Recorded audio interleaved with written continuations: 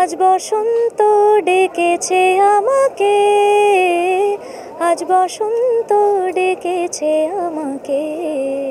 হোলিতে প্ল্যান বলতে আমরা চাই যে এই গানটা বাড়িতে বাড়িতে একদম সবার ঘরে ঘরে পৌঁছে যাক এবং এই গানটা ইউজ করে সবাই আনন্দ করুক দোলে। আজ বসন্ত ডেকেছে আমাকে, আজ বসন্ত ডেকেছে আমাকে। হোলি খেলতে অনেস্টলি খুব ভালো লাগে, কিন্তু এখন আর ওইভাবে ছোটোবেলার মতো হোলি খেলা হয় না, কারণ শ্যুট থাকে তো বিষয়টা আর কি রং খেলা যায় না, আবির খেলতে হয়।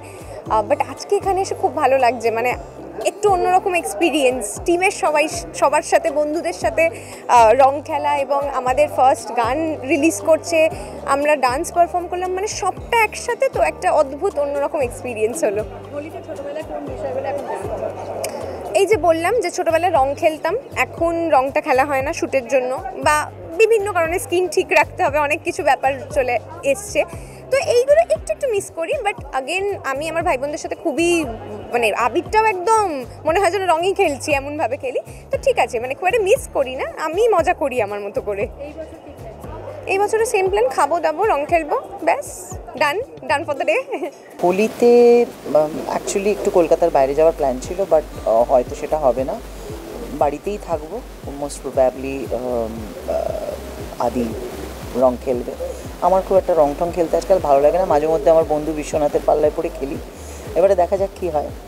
পরের দিন শো আছে, সো কাজেই হয়তো এবারে খুব একটা রং টং মাখতে চাইব না। আমি ভীষণ রং খেলতে ভালোবাসতাম এবং প্রচণ্ড রং খেলেছি, সো সেইগুলো ওই সময়গুলো মিস করি বন্ধুদের সঙ্গে সারা দিন ধরে রং খেলা, তারপরে আবির খেলা।